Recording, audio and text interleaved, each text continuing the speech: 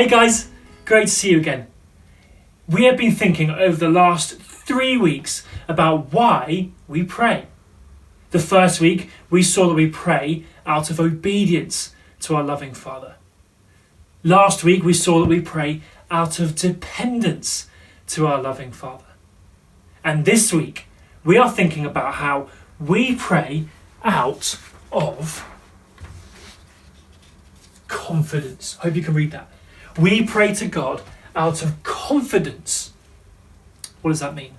Okay, we're going to have a look at that Bible story. I hope you've managed to read it. Matthew chapter 7, verses 7 to 11. If you haven't had a chance to read it yet, go and read it now and then come back. I'll give you a chance to pause the video, go read Matthew 7, verses 7 to 11.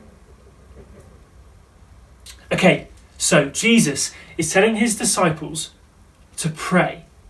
He's telling them to pray out of confidence. He uses the example of a father giving things to his son.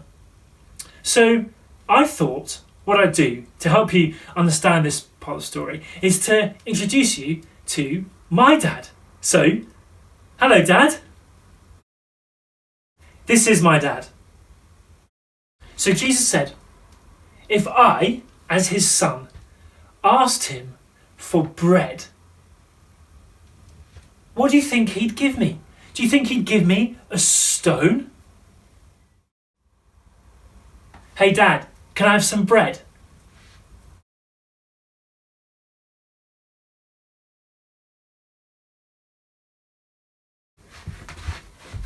Here it is, some bread, thank you Dad.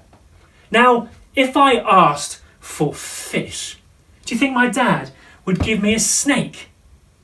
Of course he wouldn't. Hey Dad, can I have some fish? Snake? Here's a snake. No. Fish. Here it is, some fish.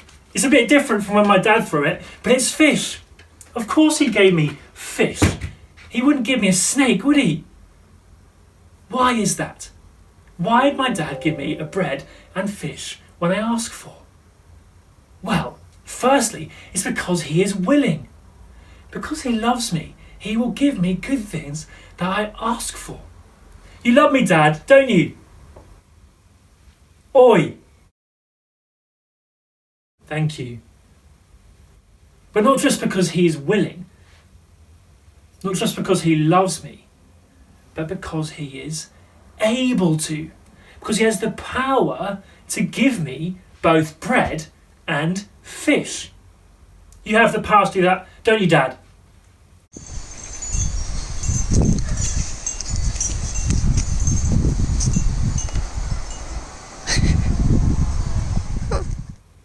Yes, thank you.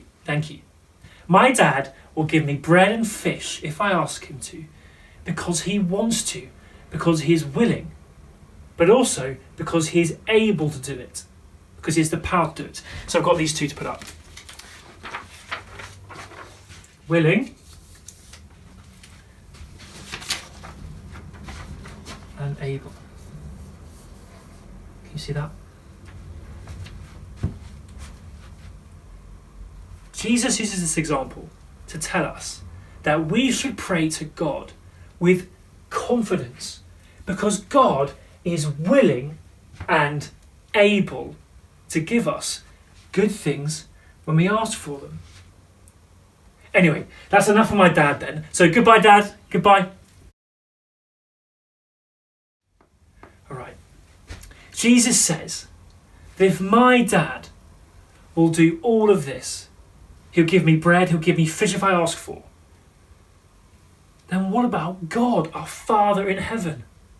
God wants good for us. He is willing. He loves us. In fact, he loves us so much, he gives us all the good things that we have. He even gave us himself, Jesus, to die on the cross for us. That's how much he loves us. That's how willing he is. But he's also able too. He's able because he is the king over all creation. He is the strongest. He is the mightiest of all. He is able to give us any good thing that we ask for. God is both willing and able. So we can pray with confidence.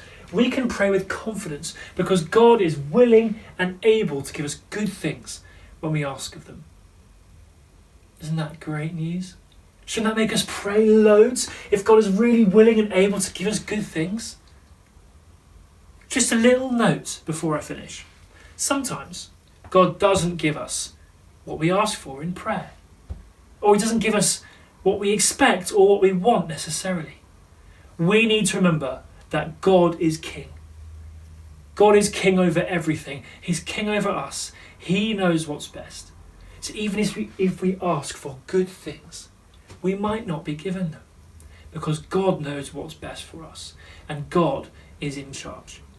But what we learn today is that we should pray with confidence and ask for good things because God is willing and able to give us the good things that we ask for. Have confidence when you pray.